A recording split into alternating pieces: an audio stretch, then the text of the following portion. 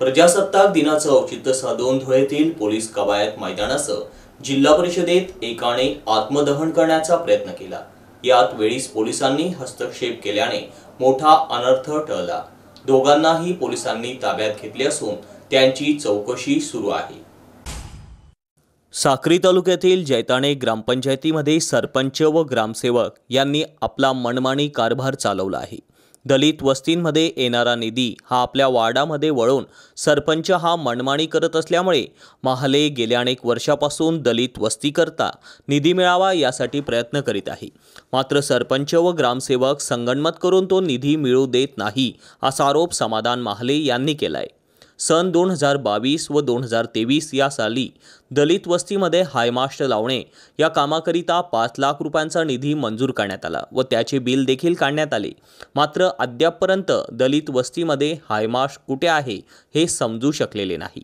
त्यामुळे मोठ्या प्रमाणात जैताणे ग्रामपंचायतीमध्ये सरपंच व ग्रामसेवक भ्रष्टाचार करीत आहे, त्यांच्यावर कारवाई करावी या मागणीकरिता जैताणे ग्रामपंचायतीचे सदस्य समाधान महाले यांनी प्रजासत्ताक दिनी जिल्हा परिषदेच्या आवारात आत्मदहन करण्याचा प्रयत्न केला।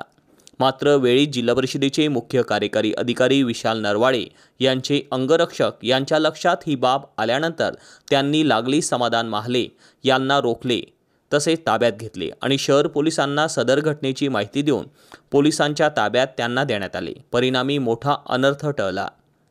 असाच प्रकार पोलीस कवायत मैदानावर देखील घडला। येथील पोलीस कवायत मैदानावर जिल्ह्याच्या मुख्य शासकीय ध्वजारोहणाचा कार्यक्रम आयोजित करण्यात आला। पालकमंत्री जयकुमार रावल यांच्या हस्ते ध्वजारोहणाचा कार्यक्रम होत असतानाच वावडे आनंदा पाटील या इसमाने शिरपूर येथील पोलीस अधिकाऱ्यांच्या विरोधात आत्मदहन करण्याचा प्रयत्न केला।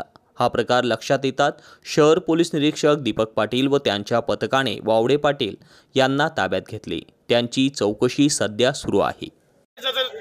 सदस्य अनुसूचित जाती जमाती सदस्य दलित वस्तीचा 4 वर्ष झाले